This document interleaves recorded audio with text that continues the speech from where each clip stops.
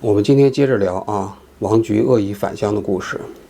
我是通过上海回到的北京。为什么要通过上海回北京呢？因为疫情之后北京和世界各地所有的航班呢就全部中断了。因为当时世界各地的疫情比较严重嘛，如果直接飞到北京的话，可能北京的防疫压力比较大，所以呢，当时中国的民航部门就规定，所有从境外回来的飞机都要飞到中国的另外一个城市，并且在那个地方就地隔离之后，才能把这个乘客呢运到北京。那么我要想回到北京，我就必须要飞到一个另外的城市，没办法直接回到北京。那么当时从日本回中国的航班呢，主要有那么几个城市比如说大连、哈尔滨、沈阳、青岛、西安、广州、深圳、上海。那我为什么选上海呢？我觉得上海呢，在国内呢，算是一个比较文明的城市同时它的防疫政策呢，也比其他地方要更好一些。比如说上海它实行的就是14+7，也就是说你在上海隔离14天之后剩下的7天你它叫健康观察，就不需要你在酒店里头隔离酒店里那样直接关在房子里头了，你至少可以出门，可以在外面吃饭。但是我也有朋友当时从外国回到国内，比如说我有一个朋友就从那个欧洲呢回到这个国内的时候，他是飞到山西的太原，结果他在太原就整整隔离了21天，也就是那21天之内他根本不能出房间。同时呢，他每天隔离的时候还要不停的在那抽血测核酸吃的饭特别糟糕。所以我当时想来想去呢，觉得上海这个城市呢，相对来讲如果我们要选一个不得不去中转的城市的话，可能是最靠谱的，所以就买了一张从东京到上海的机票。买完机票之后呢，就要再做核酸。那么其实我们在日本待了2年呢，是没做过核酸的。日本这个国家的防疫措施基本上是靠自觉，出门戴个口罩，了不起进门的时候测个体温，其他的措施就都没有了。测核酸呢，除非你自己自愿去测，否则的话没有人强迫你去测核酸。那你想想，我们平时谁会去自愿去测核酸呢？对吧？除非你已经身体有症状了。那么中国大使馆指定了东京都有那么几家测核酸的地方，这些测核酸的地方价格非常贵，要比正常的测核酸的地方贵好多。测一次核酸好像大概有2-3万日元吧，大概折人民币大概就是1-2千块钱人民币，非常非常贵。我们当然也不知道他们之间有没有什么利益勾兑了但总而言之就是价格贵，服务不好。测完核酸之后，你要把你的护照信息、机票信息，再加上核酸的信息呢，上传到中国大使馆的一个小程序里面。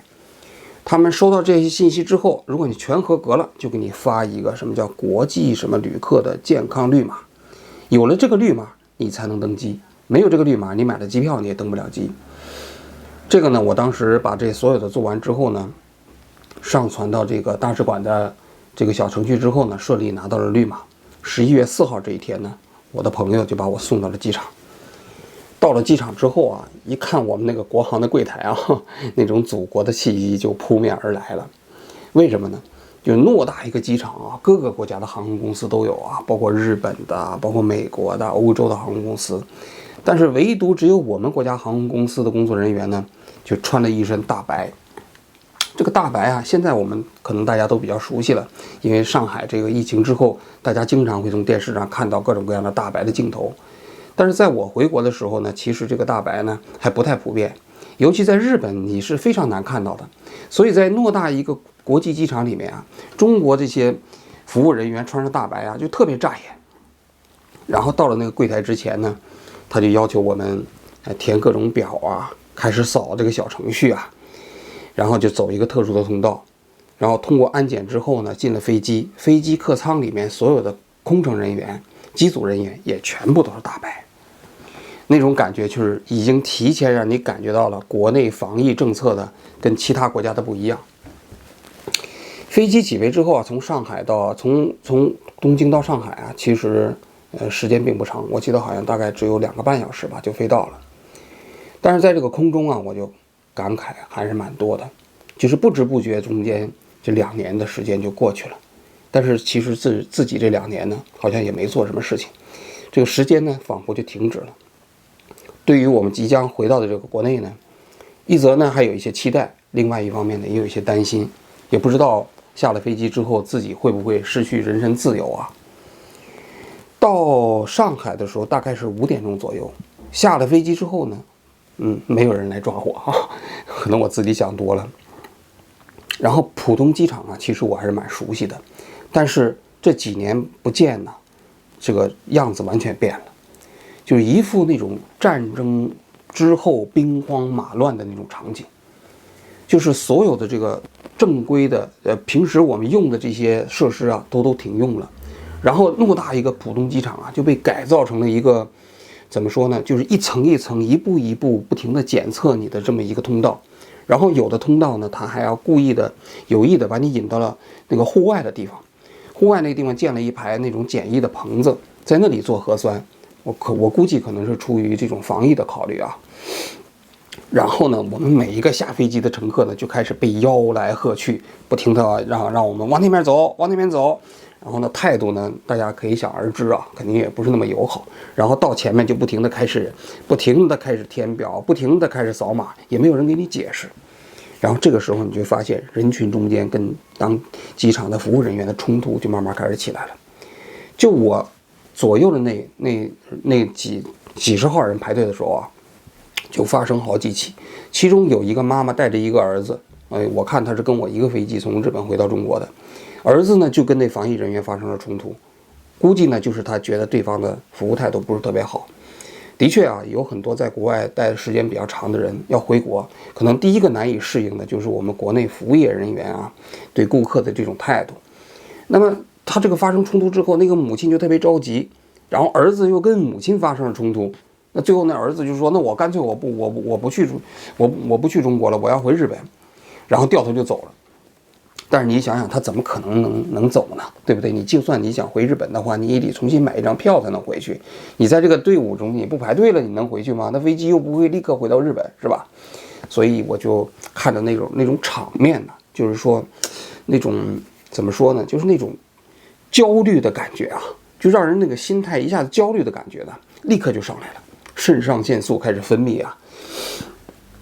然后呢就开始做核酸，等待。不停的分组。我呢回上海之前呢，我是找了一个朋友，想给我安排到一个能点外卖的酒店。因为我在回中国这几年的时候，因为我知道啊，上海的酒店平时是随机安排的，也就是说你下了飞机，你赶上哪波就是哪波。然后呢，这个酒店也是在整个上海市内部啊随机安排，既有可能给你安排到市区的闹市区，但也有可能给你安排到崇明岛，其实差别不大啊。但是呢，就是这些酒店里头都不能点外卖，就能够点外卖的酒店很少。我当时也是因为，很久没回国了嘛，确实也挺想中国菜的，是吧？一想这个在隔离的酒店里头要吃半个月的盒饭，还不如能找一家酒店里面它可以点外卖，我提前就可以吃一点这种中国菜，所以就找了一个朋友给我安排了一个可以点外卖的酒店。但是这个酒店呢，我在机场里头要想找到它其实并不容易，我一开始走错队了。当我走到那个地方一排队的时候，人家说那个要上大巴了，我才发现其实并不是我安排的那家酒店，所以我要顺着这个队伍往回走。结果那些工作人员还不让我回去，他说你根本不可能回去。最后我就跟他说，我说哎呀，其实我已经有朋友跟我说好了，我就在那个酒店里头去。最后好不容易找到了我那个安排酒店的那个点儿，最后呢就上了他们的大巴。从5点钟下飞机到我到了酒店啊，在酒店办了入住，进了房间，是大概凌晨1点钟左右，也就是说大概经过了8个小时的时间。确实啊，这个过程特别漫长啊，而且呢也特别折磨人。在这个过程中间，你就不停的被呼来喝去，然后手机里头下载各种东西也不懂的话也没有人给你解释。我当时因为是在庆幸没有人来抓我，所以我配合的非常好。你让我做什么我就做什么，你只要不把我抓走，是吧？这个隔离我是早已经想到了的，对不对？但是进了隔离酒店呢，我确实其实还是挺出乎自己的意料之外的。因为这个隔离酒店那个其实跟一般的酒店，它是一般的酒店改造的，但是由于长时间的被当作隔离酒店使用，已经不太像个酒店了。比如酒店的大堂里面是没有总吧台的，只有一排那个桌子，桌子两侧坐的全是穿大白的人。然后呢，他让你拿这个文件，拿那个文件给他看，看完之后呢，也就是说，在隔离酒店里头是几乎见不到酒店服务的。最后给了一个房卡，告诉你你在这个地方每天可以做什么，然后怎么着，领了一堆那个药片啊什么之类的，还有那个一次性的毛巾呢，就进了自己的房间。房间呢，我记得好像是大概400多块钱吧，每天包一顿早餐，但是不包午餐和晚餐。午餐和晚餐的话，如果你要想要的话，你需要单点。那房间呢，就是这个是没有任何客房服务的。就是所有的你在隔离期间这14天里头是不会有人进来的，除了你之外，当然你也不允许出去啊。那如果你吃饭的话，就是你如果订餐，他就把那个盒饭放到你的这个门口旁边有个小桌子，然后敲一下门，他就走了。然后当你开门的时候，这走廊其实已经没有人了，你把那盒饭拿进去，你自己在里面吃。如果你点外卖的话，他就吃饭的时间他就给你送到你的房间门口。房间里的设施呢，其实怎么说呢？因为这种隔离酒店的高频使用，也没人打扫，非常破旧啊。然后到处都弥漫着一种那种来苏水的味儿，因为每一个客人走了之后都要进行就这个怎么非常彻底的消杀吧。那这些消杀它可能主要不是从卫生的角度考虑，而是从这个所谓的这个防疫的角度考虑。所以呢，地面上都是有一些那个来苏水的残渍。然后呢，你想想，这房间里还没有浴巾，也没有毛巾，发的都是那种那个一次性的毛巾。然后呢，也给你发了一些药片。这药片是干什么的呢？就要求你每次大便完了之后啊，这个要把这个药片投到这个马桶里面，这个水不能冲走啊。就是你的大便放到马桶里之后，要把这个药片放到这个马桶里，要泡几个小时之后再冲下去，非常恐怖啊。这个但是我们也是按照他这个防疫的需要啊，这个需求呢，就是来做这些事情啊。然后这一觉醒来到第二天，第二天之后呢，我大清早我就接到一个电话，是这个洛阳市公安局给我打来的。他说：“你叫王志安吗？”啊，我说是啊。他说：“你是从国外回来了？”我当时特别惊奇，为什么呢？因为其实我父母在洛阳啊，我自己的户口也是在洛阳，这么多年我也没有换过啊。但是洛阳那个城市，实际上我已经有几十年没有在那生活过了。而且我这个电话也从来没有在洛阳市公安局登记过，但是就在我回国的第二天一大早，洛阳市公安局就给我打电话，他问我什么时候回洛阳，我说我不回洛阳啊，那这个城市这个其实我要回北京，是吧？然后他说你要回洛阳，你一定要报备啊，什么什么之类，就把电话放了。放下电话之后，我就多少有点不寒而栗呢。也就是说，其实我的个人信息，在那个警方的后台里面是完全透明的。当然，这不仅仅是我了，我相信其实中国所有的人都差不多了。就是你的手机电话、你的出入境记录、你的这个出行信息，其实公安是可以一键就全部透明的。那么出于防疫的考虑，他就给我打电话。但是我们在国外生活一段时间的话，对这个确实感觉到还是很恐怖的。然后就是在隔离这个酒店里面，就开始了这14天的正式隔离生活啊。我呢，当时因为每天还在正常的上日语课，就是我从日本回到中国之后，还在上日本的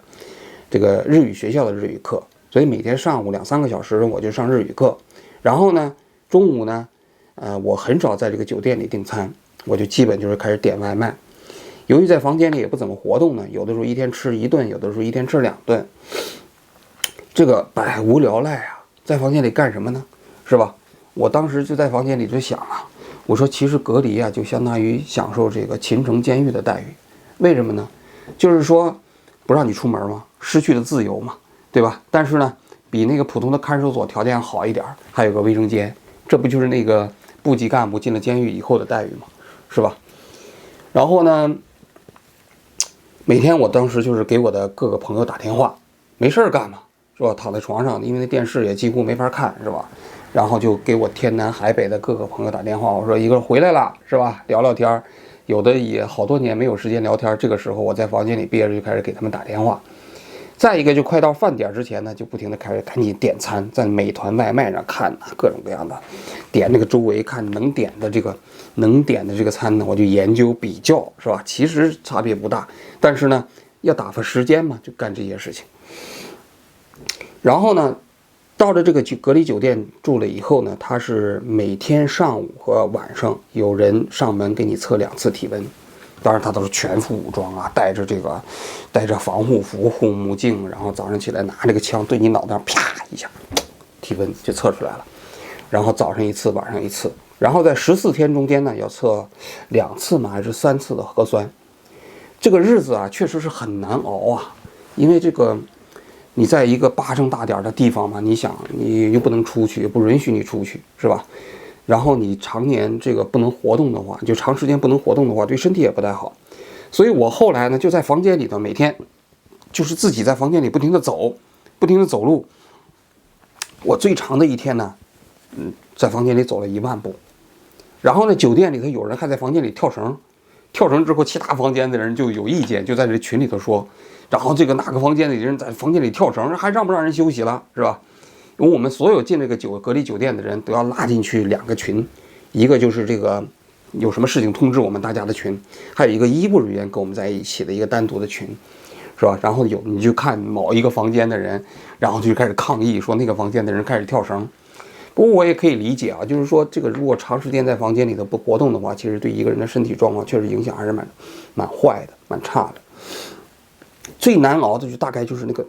第7天到第10天左右，因为过了第10天，你就觉得日子有盼头了。但是呢，你没到第10天之前，就觉得每天在数这个日子，一天一天一天过去了。所以我个人就觉得，就是没有体会过失去自由的人呢，他如果隔离1次，他也就知道了这个，进看守所啊，进监狱是什么滋味啊，确实是太难熬了。终于到了快到14天的时候，然后他们给我们来做体温，也没什么事情，就通知我们就可以出去了。提前呢，我就订好了上海的一家酒店，这家酒店呢，它专门接待我们这些从隔离酒店结束的这批客人。因为这7天后面的7天呢，我们是不能离开上海的，我们去其他地方别的地方也不接待，我们只能在上海市待着。那酒店也不是所有的酒店都接待这样的客人。后来我到了这个酒店之后呢，这个回就自由了，是吧？因为我可以出门了，可以买东西了，然后可以跟朋友一起吃饭了。然后呢，也正好这个上海我也有好几年没去了嘛，上海也有一些朋友啊、同学呀，我就约他们每天可以开始也吃饭聊天啊。然后我也在上海逛一逛，因为上海这几年确实变化也很大。但是呢，我出了这个隔离酒店之后，我的那个健康码是黄色，行程码是绿色，所以一般的公共场所有的时候呢，我拿着这个行程码呢就能进去，但是那个严格的那些场所呢，他要求看双码，我就进不去了。比如说我其实特别想去上海的天文馆去看看，因为那是据说是世界上现在建的最大的最漂亮的天文馆，离上海市区也很远，但是呢这个它就必须要有双码。还比如说上海市的博物馆，还有上海那个最高的那个楼后来建的，我也想去，结果到那个地方发现没有双码都进不去，反正蛮遗憾的了啊。就是说虽然在上海待了7天，也只是到城隍庙听了听他们唱那个评弹，其他太多的公共场所也没有去。不过这个比较欣慰的就是见到了一些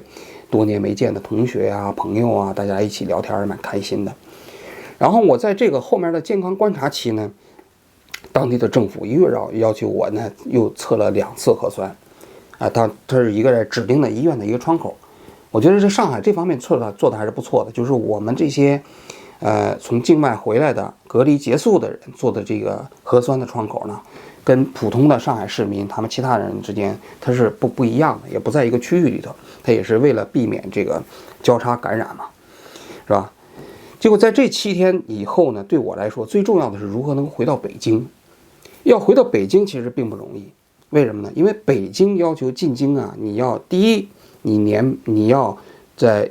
从入境之后的21天，就是在其他地方要满足21天。另外一个就是北京是要给你这个健康宝要附绿码，因为国内的这个健康码啊，每个城市和每个城市都不一样。就上海呢叫随身码，北京呢叫健康宝。那么北京健康宝怎么能给你绿码呢？我还不知道啊。所以我就最后就是在这个健康观察的最后那3-4天，我就天天打电话给北京的12345打电话。我说这个我怎么才能拿到一个北京的绿码呢？我说我是北京的，我家在北京，我要回去，我从境外回来了。我现在这个绿码呢，这个北京的健康宝没有显，他说没有办法判断我的这种状况。然后他就说，那我也不知道，你就只能等到21天以后看看，然后就是再按照上海市的情况，你就做核酸了。所以那个到最后那2-3天的时候，由于我北京的健康宝也没有变成绿码，我就特别焦虑。因为北京那边它只要不变成绿码，我其实在上海我就回不了北京。因为此前我也听到了很多其他的例子啊，就是说虽然你满足了21天的这个需求，但是你就是回不去北京，因为你的健康码没有变绿。但是这个健康码变不变绿呢，好像还有一定的这种随机性，并不是说你满足了21天，你测了核酸，你就可以自动变成绿码。所以到了那个21天的时候呢，我就在那等啊，我就拿着个手机在那看，我说这个码它能不能变绿呢？21天的时候还是没有变，我当时就急了，我说这怎么办呢？是吧？那我不就一直在上海待着，我去哪儿啊？是吧？当时我都打听好，杭州那个地方有一个地方可以去学滑翔伞的，我都准备到那个地方去，干脆待2周时间。我说再待2周，它总能变绿码了吧？我就到那个地方把滑翔伞学了，是吧？结果到了第22天的时候，我这个码啊突然就变绿了。就大清早起来的时候一看，码变绿了，我立刻就马上就跟我的一个好朋友，北京的好朋友说，我这码变绿了，知道吧？然后他说你赶紧走，是吧？我也是收拾行李之后，我就拿着这些行李就直接去了高铁站。因为坐高铁方便一些嘛，坐飞机可能这个检疫措施各个方面就太麻烦了，所以我到了高铁站买了一张票，就直接回到了北京。所以啊，就是说从东京出发，11月4号啊，但是